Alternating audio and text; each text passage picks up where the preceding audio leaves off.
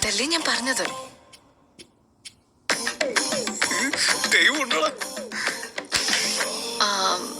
നീ ഒരു സഹായം ചെയ്യണം.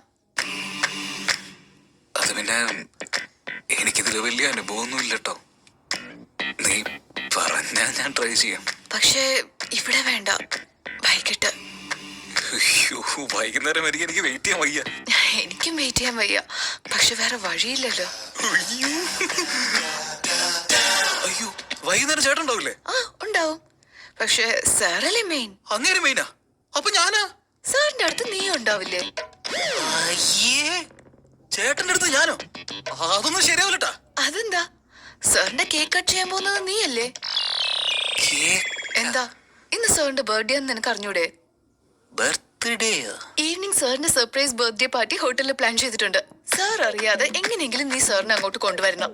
പ്ലീസ്, സാർ അറിയാൻ പാടില്ല. ഇത് പറയാനാണ് ടൂറിൽ ഓക്കേം പറഞ്ഞു. അതെ, സർപ്രൈസ് അല്ലേ, ആരും അറിയാൻ പാടില്ലല്ലോ. ഓ, ഏയ്, നീ എന്താ വിചാരിച്ച? ഞാൻ എന്തൊക്കെയോ വിചാരിച്ചു. സർപ്രൈസ് ചേട്ടനാണല്ലേ, എനിക്കാണെന്ന് കരുതി. ചെല്ല്. ശരി, ചെന്ന് ജോലി വല്ല നോക്ക.